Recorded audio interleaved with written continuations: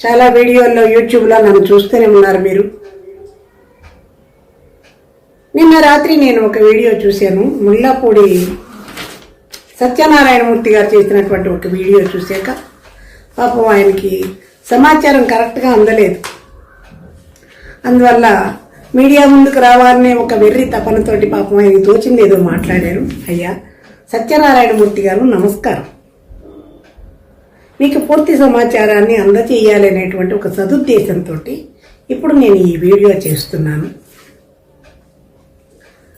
ఒక సంతోషం అయింది కొంతవరకు మీ వీడియో. ఎందుకంటే ఒకప్పటి నా గురువులందరినీ నాకు గుర్తు చేసుకొని సంతోషపడేటువంటి ఒక సంతోషాన్ని నాకు ఇచ్చారు. మీరు ముందుగా మాట్లాడుతూ ఏమన్నారు, అసలు కామేశ్వరికి ఆ నీచుడు వాడి పేరు నేను ఎత్తాను, నీ గురువు కదా ఆయనకి ఏమీ సంబంధం లేదు అన్నాం.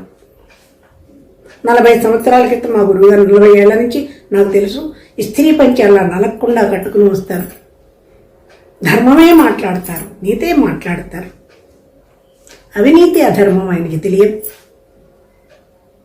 40 సంవత్సరాలుగా చూస్తున్నాము. అక్కడ ఉన్నటువంటి మేము అంటూ ఒక్కొక్కరి పేర్లు చెప్పుకొచ్చారు. రేమెళ్ళ సూర్యప్రకాష్ శాస్త్రి గారు. అయ్యా సత్యనారాయణమూర్తి గారు మీకు తెలుసలేదు, నేను రాజమండ్రిలో చదువుకున్నా. 1974లో గౌతమి విద్యాపీఠంలో గౌతమి సంస్కృత కళాశాలలో నేను భాషా ప్రవీణ చదివినప్పుడు రేమయ్య సూర్యప్రకాష్ శాస్త్రి గారు ప్రిన్సిపాల్గా పనిచేస్తున్నారు. గోపాలకృష్ణ గారు నాకు కౌముది చెప్పారు. ఇంకా ప్రబల సుబ్రహ్మణ్యం గారు బాలవ్యాకరణం చాలా అభిమానంగా చెప్పినటువంటి మా గురువు గారు, ఆయనకి శతాధిక వందనాలు. ఇంకా అక్కడే సాహిత్య విద్యాబోధన చేస్తున్నటువంటి కరిపత్తి పురుషోత్తమ శాస్త్రి గారు, మీకు తెలుసుండర్లేండి, ఆయన మా పెదనాన్నగారు. ఆ సంస్కృత కళాశాలలో నేను భాషా ప్రవీణ చదివాను. వీళ్ళందరూ నా గురువులు, అందరికీ కూడా శతాధిక నమస్కారాలు. వీళ్ళ గురించి చెప్తాయినా చివరిలో బేతవాళ్ళు రామబ్రహ్మం గారు, ఇప్పుడు మీరు చెప్తున్నటువంటి వీడియోలో వైరల్ అవుతున్నటువంటి గురువుగారు హీరో గారు ఉన్నారు కదా, ఆయన మీ గురువు గారు కదా. ఆయనకి స్నేహితుడట బేతవాళ్ళు రామబ్రహ్మం గారు. గురువు గారు ఆయన, స్నేహితుడు కాదు. బేతవాళ్ళు రామబ్రహ్మం గారు సామాన్య వ్యక్తి కాదు. చేతులెత్తి నమస్కరించవలసినటువంటి సంస్కారం కలిగినటువంటి ఒక వ్యక్తి. నేను ఆయనకి చాలా గౌరవాన్ని ఇస్తాను.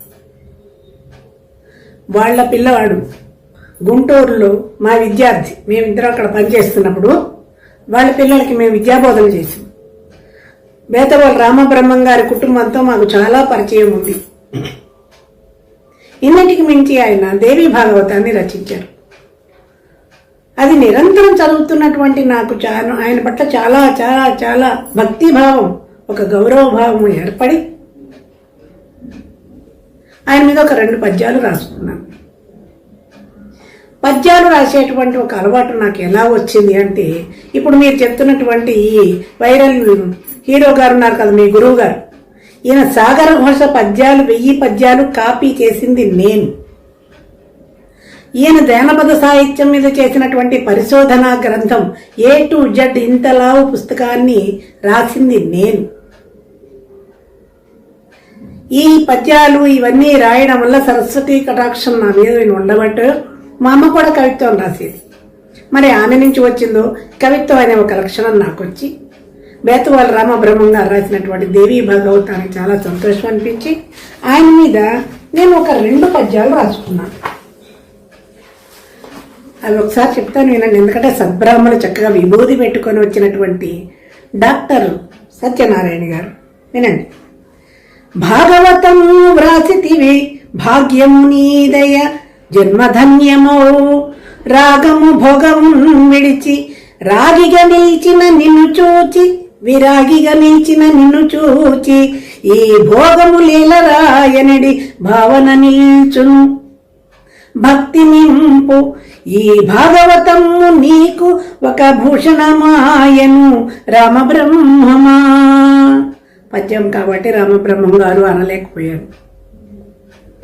అమ్మను కొల్చువారిదరి ఆపదలేవి చెరవంచు నే నమ్మితి రామబ్రహ్మమా అహో నిల్చును భాగవతమ్మే తేజమయి కమ్మని భక్తిగాధలిడి కారణ జన్ముడవైటివయ్య నీకిమ్మని పూర్ణవాయువును నీకు ఇమ్మని పూర్ణవాయువును ఈశ్వరినింతయో కోరినానిటన్. ఆయన మీద చాలా గౌరవం ఏర్పడి నేను రాసుకున్నటువంటి 2 పద్యాలు. ఈ పద్యాలు రాసినందుకు నీ గురువు నా బుర్ర తినేశాడు. సంవత్సరాలు నన్ను రాక్షసులా ఏడిపించాడు, రాక్షసుడిలా. ఆయన మీద ఎందుకు రాసావు? నా మీద రాయి. కవిత్వం ఎవడి మీద రాయమంటే వాడి మీదకి రాదు, అది మనసులోంచి రావాలి. ఆయన పట్ల గౌరవం ఉంది, భక్తిభావం ఏర్పడి 2 పద్యాలు ఆయన మీద రాసుకున్నా. నా మీద ఎందుకు రాయట్లేదు అన్నాడు. అప్పుడు నాకు ఈ మహానుభావుడి మీద నాకు రాయాలనిపించలేదు. నాకు అప్పుడు కవిత్వం కూడా రాలేదు. కానీ ఇప్పుడు కోపం వచ్చినప్పుడల్లా పద్యం రాసుకుంటున్నా. మచ్చుకు 2 పద్యాలు. సత్యనారాయణ శాస్త్రి గారు వినండి. నీతి లేదు దుష్టునికి, మీ గురువు గారి గురించి రాసిన పద్యాలు. నీతి లేదు దుష్టునికి నీటుగా మాటలు చెప్పునేలను ఖ్యాతికి ప్రాకులాడునిలా ఖాతరు చేయడు ఎవ్వనేనియున్ భ్రాతకు చేసే ద్రోహమును. ఈ కథ తర్వాత చెప్తాను. భ్రాత సోదరుడు భ్రాతకు చేసే ద్రోహమును భార్యని పలుకుచు భ్రష్టుడయ్యనే నాతిని ముంచే మోహమున నాశనముందడి రోజు వచ్చుగా అన్నప్పుడు అదను వచ్చేగా. ఇప్పుడు అంటున్నా, స్త్రీ అన్న చిన్న చూపు, ఆడదంటే చాలా అలుసు. స్త్రీ అన్న చిన్న చూపు మనసంతయు హేయపు చింతనుంచు తా మాయను చూపునెంతయును మాయని మాటల ఉంచుచుండు ఈ హేయపు భవనంబునకు హేతువు ఏమియో కనరాదుగా. స్త్రీ అంటే చులకన భావన, మాయలో పెట్టేసి స్త్రీలో దగా చేసినటువంటి ఈ వ్యక్తికి ఈ బుద్ధి ఎందుకు వచ్చిందో కారణమే తెలవట్లేదు. మూయగరాదు నోటిని ముయ్యలేకపోతున్నాం. 3 రోజులు ముందు నుండేగా. ఎప్పుడో రాసుకున్న పద్యం ఇది. 3 రోజులు ముందుకొచ్చేగా. ఇప్పుడు అంటున్నా, అహంకారంతో ఆయన రేగిపోయినప్పుడు కవిత్వం నా మీద రాయలేదనే కదా ఇప్పుడే వచ్చింది. మాటే రాని మానిని మాటల మాయల ఉంచని ఈతడే. అమాయకత్వాన్ని మాయ మాటలతో ఉంచాడు. మాటల ధాటికే కదను మాన్యులు ఇచ్చిరి భూరి బిరుదులను. పద్మశ్రీ బిరుదులు ఊరికే ఇవ్వలేదు, ఆ టాలెంట్కి ఇచ్చారు. బూటకమైన మాటలకు భారీగా భూసురుడందే సంపదల్. 100 కోట్లు 300 కోట్లు అంటున్నారు కదా, మరి ఆ ప్రతిభ వాక్కుకి సంపాదించుకున్నాడు కోట్లు. మాటలు నేర్చినాడు ఇలా 3 కాలము వచ్చుటెన్నడో.